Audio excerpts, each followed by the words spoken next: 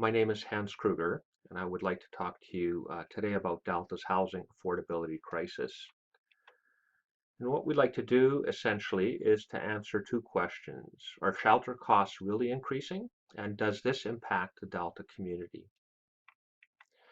So first we want to look at average weekly wage rate in British Columbia. And one of the things that is a bit challenging if you're looking at longer term trend information, it's sometimes difficult to get it at the community level. So we have focused here at the BC level. But you can see then that average wages over the last decade have increased. And one of the key questions is whether or not they have increased more rapidly than the rate of inflation. So if we add in and look at what the wages would have been if they had increased at the rate of inflation, that's the white bar, you can see that indeed they have increased more rapidly than the rate of inflation, and that is good news. Well, what about looking at total average annual income? And in this slide, what we've done is we've combined, for both males and females, again in British Columbia, and you can see that total income has gone from about 70,000 to about 94,000.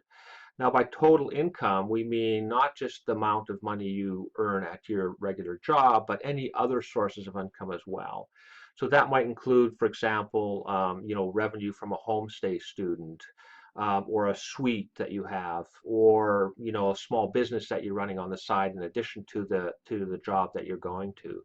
So that's what we mean by total income. And when we're talking about these numbers here, we're talking about before tax total income. So this is before any taxes are taken off. And so again, how does that compare to inflation? And as you can see, that over time, our total income has increased quite a bit more rapidly than the rate of inflation here in BC. And so again, that is good news. Well, let's look at annual expenditures on shelter, now focusing on the expenditure side. We talked about wages going up and total income going up. Well, certainly shelter costs have gone up as well. So if we compare that to the rate of inflation, you can see that they have gone up quite a bit more rapidly than the rate of inflation. But we just talked about the fact that we are actually earning more money than the rate of inflation as well. So fair enough, let's compare that to increases in our total income. And even if we do that, you can see that shelter costs are increasing more rapidly than our income is increasing. And one of the key questions on this slide is that we don't have the more recent data for 2016 and 2017. So we're not sure what's happening here, but we do have a sense that shelter costs have increased even more rapidly in 2016 and 2017. And in fact, if we begin to look at slides in terms of housing costs, focusing specifically to here in Ladner, you can see that. So condominiums, for example, in 2006 cost just over $250,000 on average. And if they had stayed at the rate of inflation and increased till 2017, they would have been about $300,000. But instead, they're closer to $400,000. So the gap there between what we might expect if it had gone up by our increases in our income and what they actually did, the gap there is $85,000. Well, let's look at townhomes. And so again, you can see that the prices of townhomes, or the costs, have gone up quite a bit more rapidly than our incomes have. And the gap there is $188,000. Now, should you dare to try to purchase a detached home in Ladner, you can see that the rate there of these homes, or the cost of these homes, have gone even up more rapidly than condominiums or townhomes. And in fact, the gap there is now $387,000 in 2017. So indeed, shelter costs have gone up, and they have gone up very rapidly, especially in the last 2 years. So one way of looking at affordability is just simply to take a ratio of how many years it would take of total income to purchase, let's say, a detached home in Ladner. And that is total income before you pay taxes, before you've done anything else with that. And in 2006, it would have taken just over 6 years. And you can see that kind of fluctuates between 2006 and 2015 to between 6 to 7 or so years of total income. And then you see a very rapid increase in 2016 and 2017, so that in 2017, it would take more than 10 years of total income to buy a detached home in Ladner. So indeed, the answer to our first question is yes, shelter costs have increased, and they have increased quite dramatically in the last couple of years, certainly in Ladner. So the second question is that having an impact on our communities? So what you have here is what we call a population pyramid for Delta. And what we mean by a population pyramid, it essentially looks at the proportion of the population, males and females, that is in a given age band.